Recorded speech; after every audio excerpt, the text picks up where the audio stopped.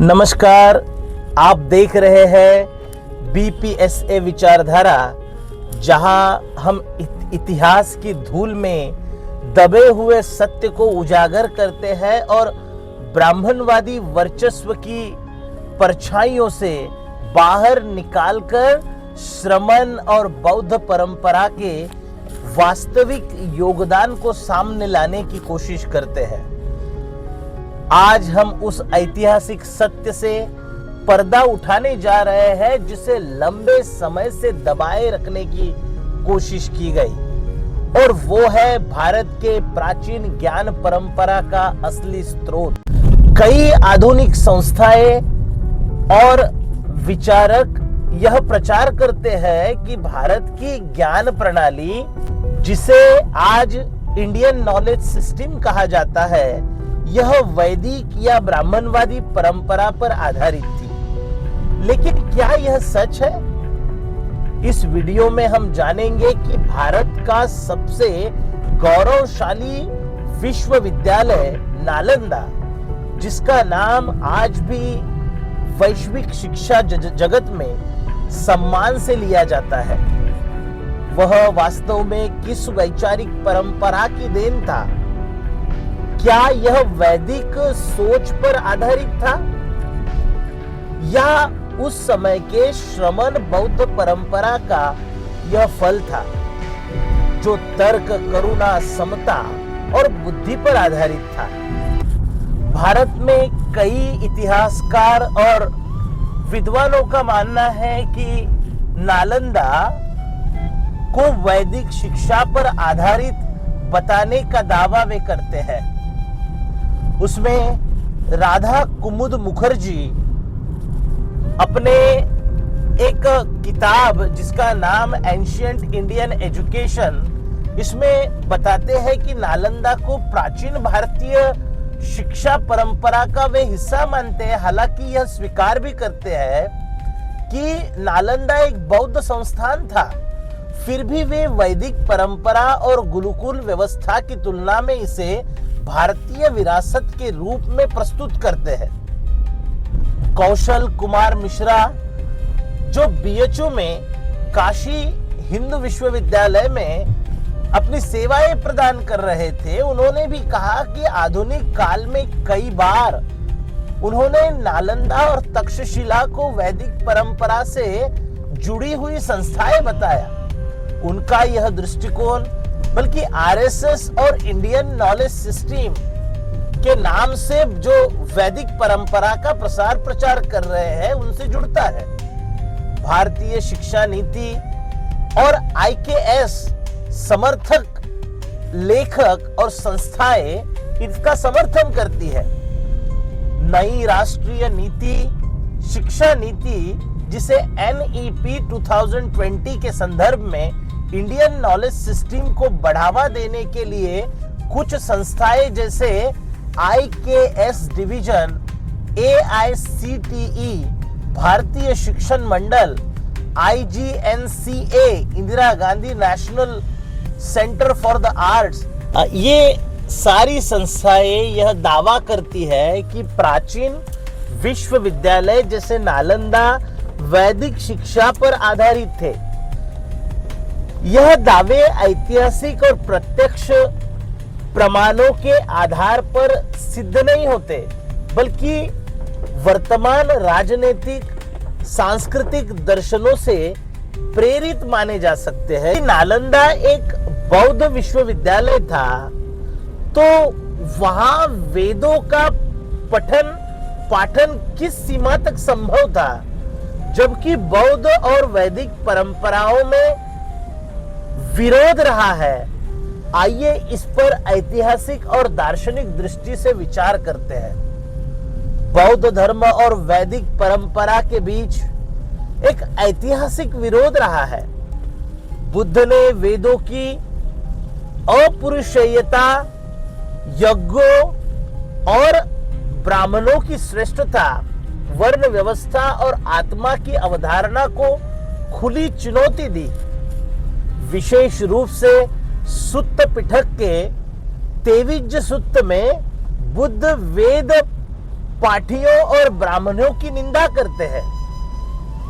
इसलिए बुद्ध परंपरा में वेदों का न तो अध्ययन किया जाता था, न उनका कोई धार्मिक महत्व था।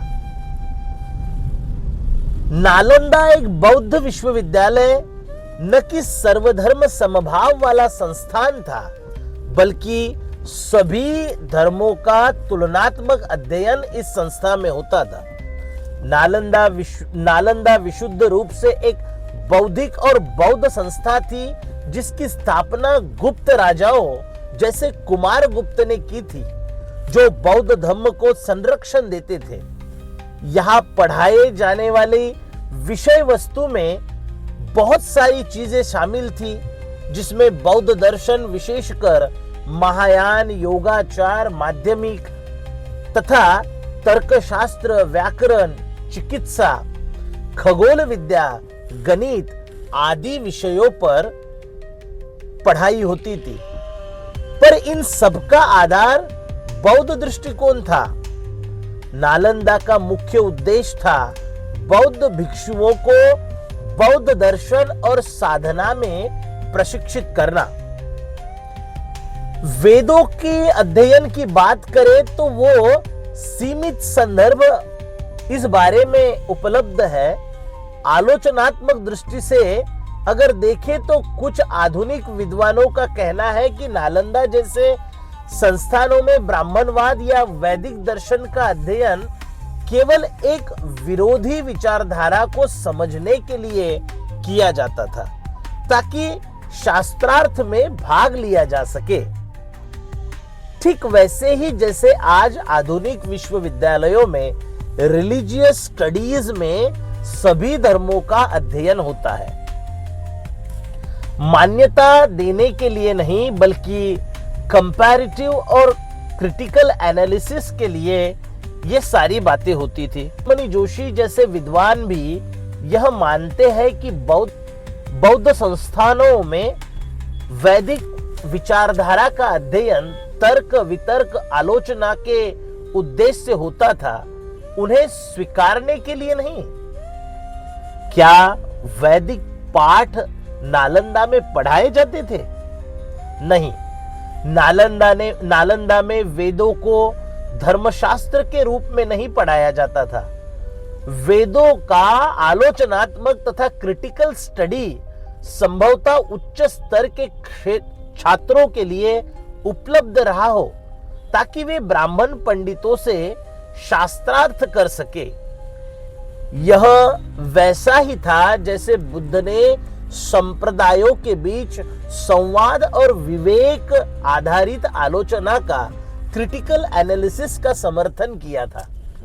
इसीलिए यह कहना गलत है कि नालंदा वैदिक शिक्षा पर आधारित विश्वविद्यालय था। यह दावा आम तौर पर आधुनिक भारतीय ज्ञान प्रणाली तथा इंडियन नॉलेज सिस्टम के नाम पर ब्राह्मणवादी पुनर्लेखन का हिस्सा होता है, जबकि ऐतिहासिक तथ्यों से यह स्पष्ट है कि नालंदा एक बौद्ध महाविहार था। उसकी शिक्षा प्रणाली भी बौद्ध मूल्यों और दृष्टिकोण पर ही आधारित थी। अगर आप चाहे तो मैं इसके लिए अनेक स्रोत आपके सामने रख सकता हूं। चीनी यात्रियों की रचनाएं ह्वेनसांग, इत्सिंग या आधुनिक विद्वानों जैसे लालमणि जोशी, धर्मकीर्ति, तारानाथ आदि के अनेक संदर्भ उपलब्ध है। ह्वेनसांग और इत्सिंग जैसे चीनी यात्रियों के वृत्तांत अगर देखें तो वे कहते हैं कि उन्होंने स्पष्ट रूप से लिखा है कि नालंदा एक बौद्ध महाविहार था, जहां मुख्यतः बौद्ध दर्शन, विनय जिसे संघ के नियम और महायान साहित्य की पढ़ाई की जाती थी। उन्होंने वेदों या वैदिक परंपरा की शिक्षा का कोई उल्लेख उनके रेफरेंस में किया नहीं। तारानाथ एक तिब्बती बौद्ध इतिहासकार है। उन्होंने भी नालंदा को एक बौद्ध साधना और विद्या का केंद्र माना है। आज इंडियन नॉलेज सिस्टम के नाम पर जिस तरह से वैदिक परंपरा को एकमात्र ज्ञान के रूप में प्रस्तुत किया जा रहा है, वह न केवल ऐतिहासिक रूप से भ्रामक है, बल्कि भारत की बहुआयामी ज्ञान परंपराओं का अपमान भी है।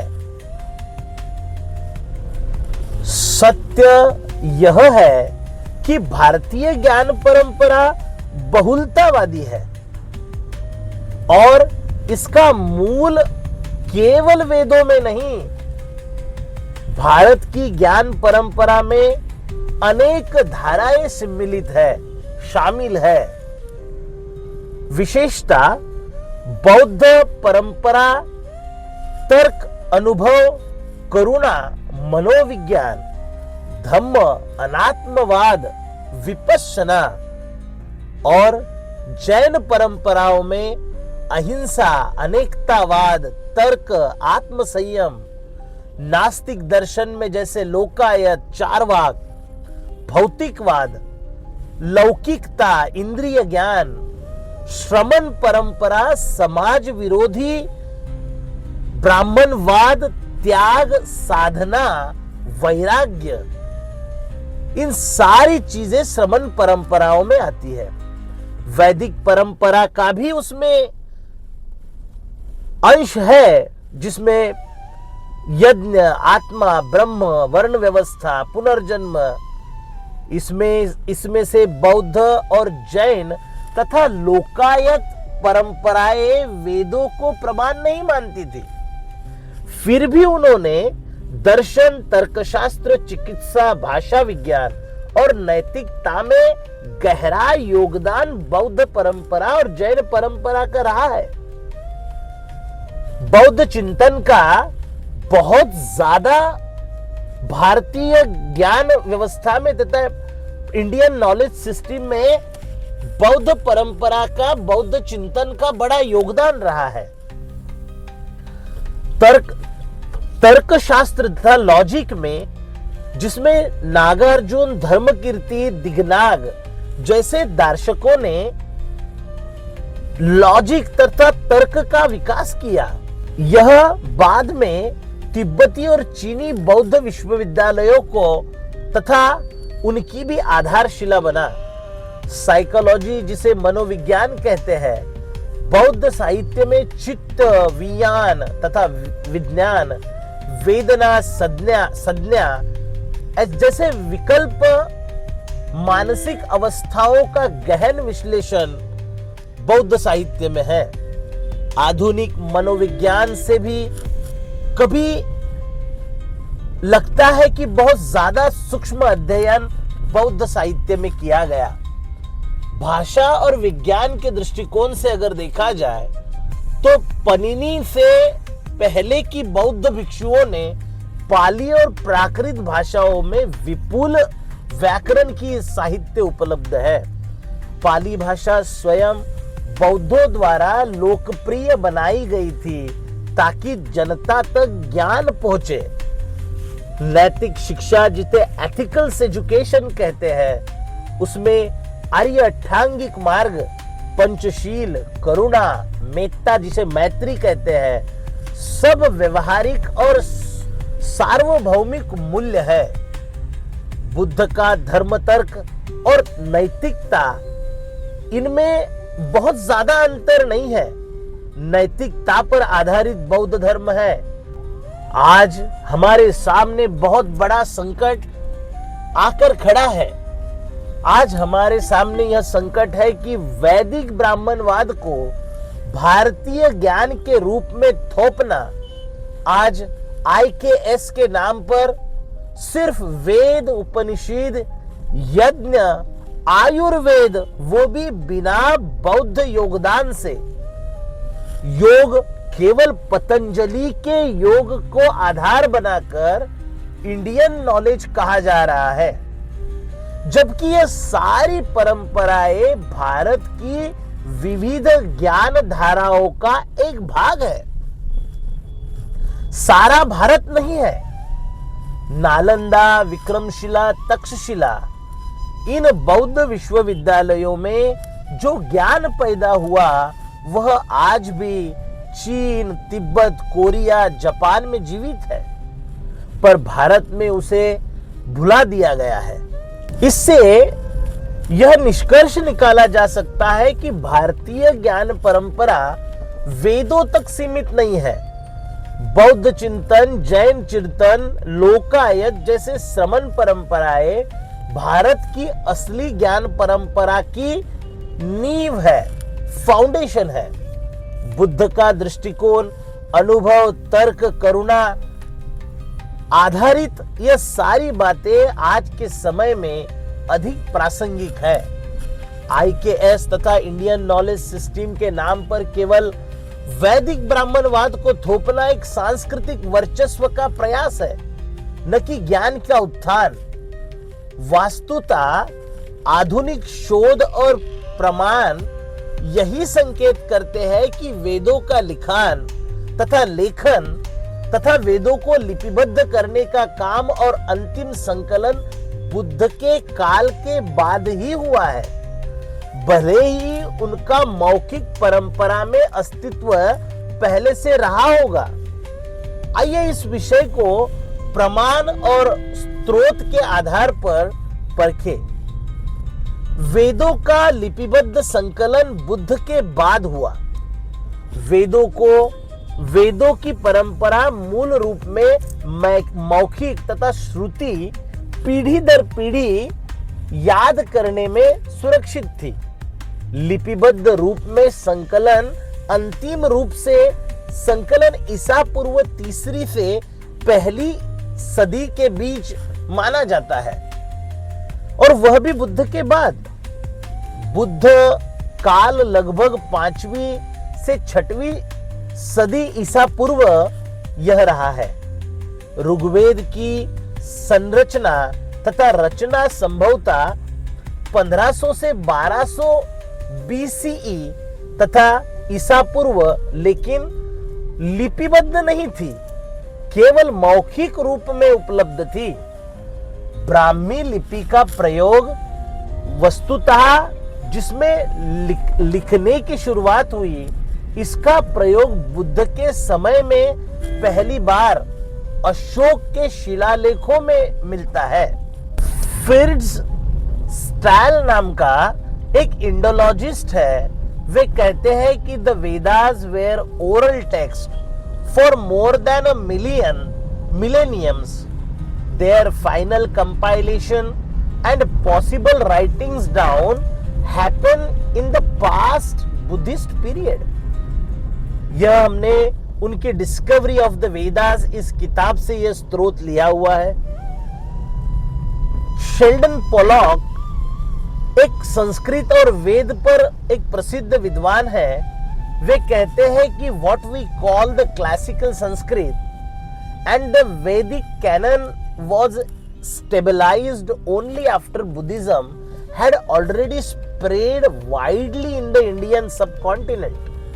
उनकी The Language of the Gods in the World of the Man इस किताब में वे स्पष्ट रूप से लिखते हैं। आधुनिक भारत के इतिहासकार रोमिला थापर, उनका मानना है कि the Rigveda may have been composed centuries earlier, but the conscious efforts to construct, compile and classify the Vedas is post-Buddha in response to the growing popularity of non-Vedic tradition like Buddhism and Jainism. वे रोमिला थापर अपने early India from the origin to AD 1300 इस किताब में स्पष्ट रूप से कहते हैं। जोहान्स ब्रॉन्कोस्ट अपनी किताब में लिखते हैं कि Buddhism was a reaction against a ritualistic Vedic tradition and the Brahmanical response in the form of systematic Upanishad shrutis and smritis came later. Bronkhorst अपनी Greater Magadha study of the culture of early India इस किताब में स्पष्ट रूप से लिखते हैं कि वेदों का निर्माण, स्मृति और श्रुति का निर्माण बुद्ध काल के बाद ही हुआ है। सारी बातों से यह निष्कर्ष निकाला जा सकता है कि वेदों की मौखिक परंपरा बुद्ध से पहले ही हो सकती है, लेकिन उनका लिपिबद्ध और स्ट्रक्चराइज संकलन बुद्ध के बाद ही हुआ है। बुद्ध के समय और उनके बाद ब्राह्मणवाद को चुनौती मिलने के कारण वेदों को संरक्षित करने और पुनः प्रतिष्ठित करने की आवश्यकता ब्राह्मणों को पड़ी। यही कारण है कि वेदों और शास्त्रों का अंतिम रूप काल में ही सामने आया। क्या यह बात कि वेदों का संकलन बुद्ध के बाद हुआ सिर्फ अनुमान है या इसके कोई लिटरेरी सबूत या आर्कियोलॉजिकल प्रमाण भी है? इस सवाल का जवाब अगर ढूंढो तो पता चलेगा कि हाँ, इस दावे को प्रत्यक्ष साहित्यिक और भाषाई तथा पुरातात्विक प्रमाणों के आधार पर भी सिद्ध किया जा सकता है। लिटरेरी एविडेंस में जैसे बौद्ध ग्रंथों में वेदों की आलोचना मिलती है, लेकिन वेदों का लिपिबद्ध अस्तित्व बौद्ध साहित्य में नहीं मिलता। जैसे तेविज्ज सुत्त, इस सुत्त में जो सुत्त निपात में इसका संकलन है, यह सुत्तों में बुद्ध ब्राह्मणों की वेदों पर एकाधिकार की आलोचना करते हैं, लेकिन बुद्ध कहीं भी वेदों को लिखा गया ग्रंथ नहीं कहते, बल्कि जो ब्राह्मण मुंह से सुनते और सुनाते हैं, जिसे श्रुति परंपरा इस रूप में वर्णन किया गया है। इससे यह साबित होता है कि बुद्ध के समय तक वेद केवल मौखिक परंपरा में ही थे, न कि लिपिबद्ध। बौद्ध और जैन ग्रंथों में ब्राह्मणों की वेद विहीनता पर तर्क किए गए हैं। महावीर जो जैन परंपरा और बुद्ध दोनों वेदों को प्रमाण नहीं मानते, लेकिन कहीं भी वेदों की पुस्तक या लिखित शास्त्र के रूप में चर्चा भी नहीं करते। अगर वेद उस समय लिपिबद्ध होते तो इन धर्म सुधारकों द्वारा उसका स्पष्ट संदर्भ दिया जाता था, लेकिन ऐसा नहीं है। बाद के वेदांत धर्म सूत्रों में बौद्धों की आलोचना मनुस्मृति, जिसे ईसा पूर्व 200 से ईसा 200 तक लिखा गया, इसमें बौद्धों की तीव्र आलोचना की गई है। इसका संकेत है कि बुद्ध के बाद ही ब्राह्मण शास्त्रों का पुनर्गठन और सुदृढ़ीकरण किया गया। आर्कियोलॉजिकल एविडेंसेस तथा प्रमाण भी इस संदर्भ में उपलब्ध है। पहली बार अशोक के शिलालेखों में, जो 3री शताब्दी ईसा पूर्व में बने हैं, इसमें भी इसके प्रमाण दिखते हैं। वेदों का लेखन अशोक के बाद ही संभव हुआ, क्योंकि इससे पहले किसी भी लिपि का शोध तथा संशोधन नहीं हुआ था ताकि उनको लिपिबद्ध किया जाए। कोई भी वेदों का प्रमाण भौतिक और पुरातत्वीय बुद्ध काल से पहले दिखाई नहीं देता। अब तक कोई भी ताम्रपत्र, हस्तलिखित पांडुलिपि या शिलालेख पर वेदों का उल्लेख बुद्ध से पहले मिलता ही नहीं। सबसे पुरानी वेद संबंधित पांडुलिपियां गुप्त काल जैसे 4वीं से 5वीं ईसा में मिली है, यानी बुद्ध के लगभग 800 से 900 साल के बाद ही वेदों के संदर्भ में कुछ जानकारी मिली है लिखित रूप में। नालंदा और तक्षशिला में खुदाई से बौद्ध शिक्षण संस्थाओं के प्रमाण तो मिले, लेकिन वैदिक पाठशालाओं के कोई प्रमाण नहीं मिले। नालंदा, विक्रमशिला, सांची, सारनाथ आदि संस्थाओं की खुदाई में बौद्ध धर्म तर्कशास्त्र से जुड़ी वस्तुएं, मूर्तियां, लेख तो मिले, लेकिन कहीं भी वेदों या यज्ञों से जुड़ी कोई प्रत्यक्ष सामग्री बुद्धकालीन स्तर पर मिली ही नहीं। इससे यह निष्कर्ष निकाला जा सकता है कि ऐतिहासिक, साहित्यिक और पुरातात्विक प्रमाण क्या बताते हैं? वह बताते हैं कि साहित्यिक दृष्टिकोण से वेदों को मौखिक श्रुति के रूप में वर्णित किया गया है, लिखित ग्रंथ नहीं माने गए। पुरातात्विक तथा खुदाई और लेखों में बौद्ध काल तक कोई वेद संबंधी लेख या मूर्तिकला नहीं मिली। ब्राह्मी लिपि का प्रचलन भी अशोक से ही शुरू हुआ। भाषाई और पांडुलिपि के प्रमाण अगर देखें तो वेदों की मौजूदा पांडुलिपियां गुप्त काल और उसके बाद ही मिली है। नालंदा विश्वविद्यालय केवल एक शैक्षणिक संस्था ही नहीं, बल्कि यह भारतीय चिंतन, तर्क, करुणा और समता का जीवित प्रतीक था। यहाँ न तो जात पात की दीवारें थी और ना ही ब्राह्मणिक योग्यता की कोई अनिवार्य था। यह विश्वविद्यालय श्रमण परंपरा की देन था। बौद्ध दर्शन की यह विचारधारा जो मानवता, बौद्धिकता और विवेक को सबसे ऊपर रखती थी। नालंदा में प्रवेश का आधार था बुद्धिमत्ता, तर्क शक्ति, ग्रंथों की समझ, न कि जन्म, जाति या वेदों की रटी रटी विद्या। आज जब कुछ ताकतें इंडियन नॉलेज सिस्टम के नाम पर सारी प्राचीन ज्ञान परंपराओं को वैदिक ब्राह्मणवादी व्यवस्था से जोड़ने की कोशिश कर रही है, तब बीपीएसए विचारधारा यह जिम्मेदारी उठाता है कि वह ऐतिहासिक सच्चाई को उजागर करे। हमने देखा कि नालंदा की स्थापना गुप्त वंश में हुई, लेकिन उसका विकास बौद्ध शासकों जैसे धर्मपाल, देवपाल और हर्षवर्धन के संरक्षण में हुआ। तिब्बत, जापान, ईरान, कोरिया से विद्यार्थी यहाँ पढ़ने आते थे। पुस्तकालयों में लाखों पांडुलिपियां थी और शिक्षा प्रणाली पूर्णतः तर्क और संवाद पर आधारित थी। लेकिन 12वीं शताब्दी में जब बख्तियार खिलजी ने इस ज्ञान के केंद्र को जला डाला, तो भारत का बौद्धिक हृदय भी राख हो गया।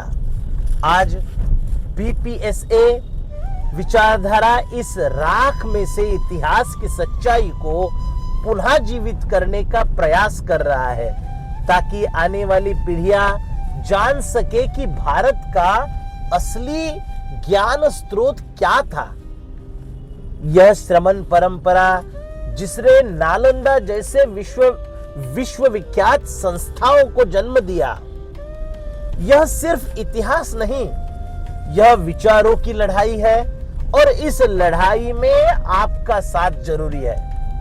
इसलिए जुड़े रहिए बीपीएसए विचारधारा के साथ, जहां हम तथ्यों, तर्कों और विचारों के माध्यम से बौद्धिक आजादी की राह बना रहे हैं। आज के लिए इतना ही, हम यहाँ रुकते हैं। जय भीम, नमो बुद्धाय।